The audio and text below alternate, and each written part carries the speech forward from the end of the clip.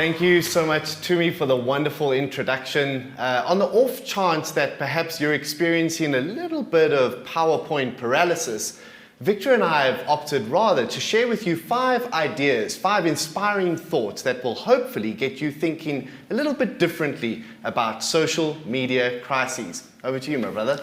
So, Mike, I think for me, the big shift from print and broadcast media to online channels, coupled with the ubiquity of social media platforms such as TikTok, Instagram, Facebook, LinkedIn, and others, has significantly accelerated the speed at which information can be disseminated to millions of people around the world. So someone, a customer, an employee, or even a curious bystander can post something that quickly goes viral, and this leads to crisis. Once this happens, not even the original source of the message has the power to rein it in. Now, gone are the days when the time it took for a story to go from the journalist to the editor to the printing press brought a company and organization time to intervene or even block the story. By the mere click of a button on a smartphone, decade-old brands have seen their reputations decimated. In this new world of democratized mass publishing, every business should consider itself a candidate for existential crisis. As such, every business should be crisis ready with access to the resources and expertise to manage this crisis should it occur. Given the many examples of well-publicized online crises, we have to ask why so many companies are still so vulnerable to crisis and why when it strikes, they seem so underprepared to respond.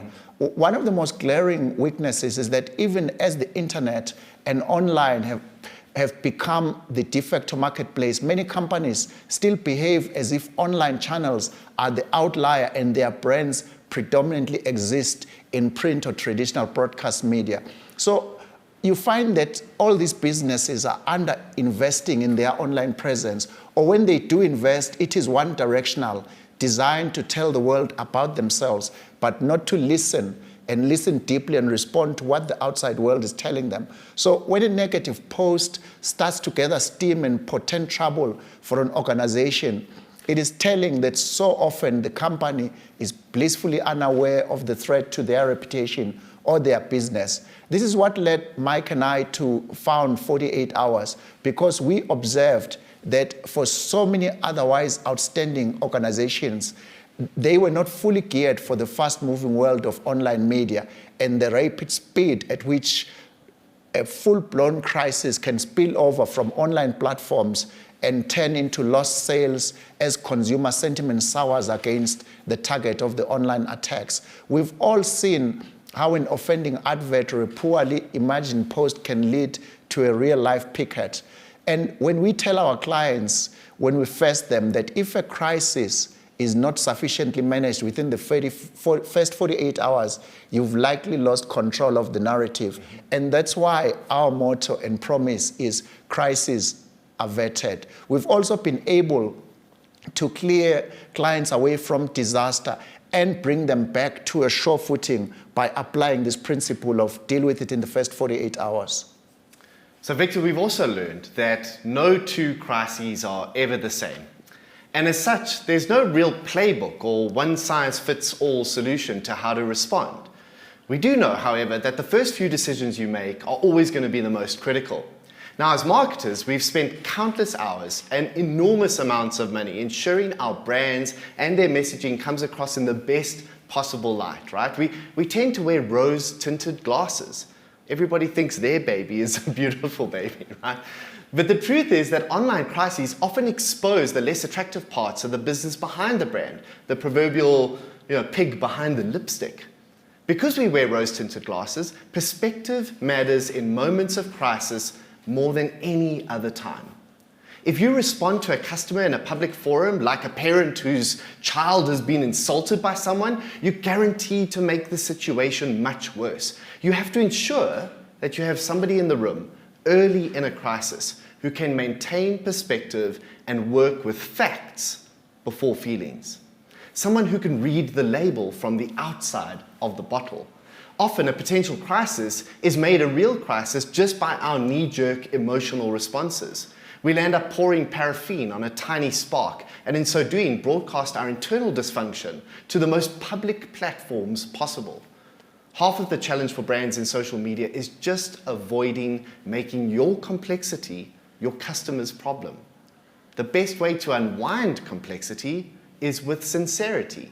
Often, a serious crisis is best addressed just with a sincere apology rather than an emotional, defensive response. Well, I think, Mike, ultimately people buy from people. As a result, companies like Nike, Apple, Coca-Cola, and others have invested heavily in hiring brand ambassadors that embody the values of their brand. CEOs and founders have become, as we've seen, global icons and influencers. It also means their actions face scrutiny, especially in an interconnected world. You only need to look at the events of recent years where big multinational companies were all but forced to take a stand on issues like, in South Africa, fees must fall, Black Lives Matter globally, or the Me Too movement. But beyond influencers and ambassadors, language matters, but actions matter even more. As an organization's leadership gather to tackle a sizable crisis, it is key to remember that they must remain human and empathize with this perspective of this diverse audience. Online citizens are, of course, adept at reading between the lines, and they will quickly detect a half-hearted apology or a grudging acceptance of responsibility. Sincerity in this instance can then play a decisive role in how a crisis is resolved and how quickly it is resolved. In our work, we remind clients that they should not make promises that seek to make the problem disappear in the short term, because, as we know, the internet has a long memory and empty promises make the crisis worse. So we always guide our clients towards the path of sincerity, truth over gloss, and it is a moment of delight when they see the impact of a sincere apology. In our view, empty promises always make the crisis worse, not better. I couldn't agree more. Another way to prevent crises crippling businesses is by expecting them to happen and planning accordingly, although this is sometimes difficult to do, right?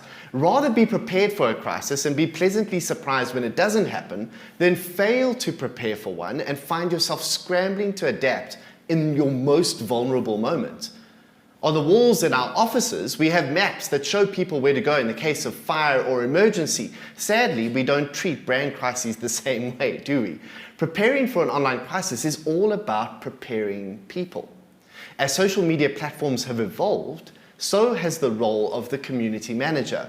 Some organizations expect their community managers, whether they're internal or based at an agency partner, to be experts in content creation, copywriting, design, media planning, SEO, analytics, reporting, influencer engagement, customer service, crisis communication. Expecting all of this from one person is a recipe for disaster.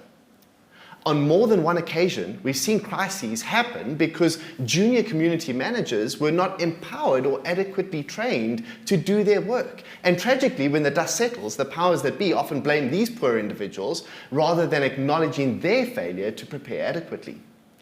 The other evil that results from this dynamic is that if you are lucky enough to find a social media community management unicorn that can do all of these magical things, often they don't have an established career path in your business and end up leaving to a competitor with all of your institutional knowledge and wisdom stuck in their brains, leaving you to have to start from scratch. If social media is really going to be a strategic imperative for your brand, you need to acknowledge a few things. Number one, there are proactive and reactive functions in social media. What I mean is that there are conversations that you initiate as a brand, and then there are conversations initiated by your audience that you respond to. The second thing is that there are things that happen in social media, because it's a human space, that you can plan for and that you can anticipate. And then there are things that happen that you will never be able to plan for or anticipate. Now, factoring these two truths into a model produces 4 strategic focus areas, essentially, that you should clearly define and resource for if you're going to succeed in this space. The first one is planned, proactive engagement. These are conversations that happen in social media that you initiate. And if you're initiating them, you should be able to anticipate them, right? Planned, proactive engagement encompasses all of your scheduled, briefed, calendar content. This is the function of an agency partner typically, or an internal content creation team. And really, the toughest decisions you have to make here are what content to promote and when. Now, the second field is planned reactive engagement. And this relates to all of your first line customer services or customer service responses in social media. These are the sorts of responses that you would typically have outlined in a contact center FAQ document. This should be performed by a response-focused community manager who leverages structured responses to ensure on-brand messaging and efficiency. You really have no excuse to get these first two wrong, right? These are the basics. Now there's a third one. This is the unplanned reactive engagement, and this is the stuff that you have nightmares about. Okay. These are the complaints or brand mentions you could not have planned for or anticipated. Although to be fair, if you're a brand that practices humility, critical thinking, like Victor was talking about earlier on, and a fair dose of introspection, these really should be minimal. They should be extraordinary surprises. This is a senior function, not a junior function, and it's highly integrated into business and other functions like PR and corporate communications, and should be governed by a very strict, tested triage and escalation process. Of course, I should be careful saying that. The worse you are at this, the better it is for Victor and I. So maybe I shouldn't give away these secrets. But then the final quadrant, or the final area of focus, is unplanned proactive engagement. This is the really magic stuff in social media. This is the Nando's responding to in a matter of minutes to a political announcement in a way that they can only do because of their brand equity, right? We make the mistake, though, of thinking that this sort of engagement just happens on the fly. It never does. It takes years of brand development, of preparation, of repetition, and a fair dose of bravery, of course, to identify these moments and to capitalize on them when they happen. It should be clear by now that a failure to acknowledge the complexity of the opportunity for you as a brand in social media is the breeding ground for crisis. And while you might not be able to solve all of this overnight, the good news is that there are some things you can do right now, and Victor's going to tell you about those. Well, I think, Mike, the simple things that any company can do right now to improve their readiness for an online crisis is that I think the first thing is that it is no longer wholly advisable to entrust your online presence wholly to agencies. So my sense is that if your leadership is not spending enough time online, then your organization is at a high risk of an online crisis, because spending time online means that your core team get to understand what's going on in the most dynamic media spaces today. Just as in the past, the CEO and the chairperson used to spend the weekend with the newspaper spread over lunch so they could stay connected to the real world, so too does today's leader have to spend time online. In short, organizations have to be prepared.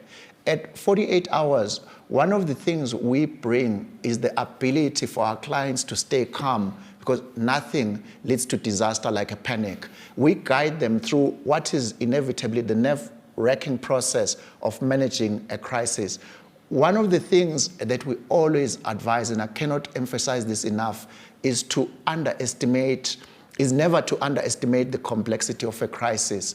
In the print world, a single press statement may have sufficed to fend off the first hint of a crisis. But in today's world, complexity is guaranteed. And once the crisis turns into a trending topic, we advise that a focus team is assembled immediately, and that includes subject experts, including well-trained spokespersons, and obviously someone that you can advise like 48 hours. On behalf of Victor and I, we just want to say thank you so much to you for your time and attention. Of course, to the Nedbank team for the opportunity to speak to you today. And in what might come as a surprise, we sincerely hope we never have to work with you. Thank you and goodbye.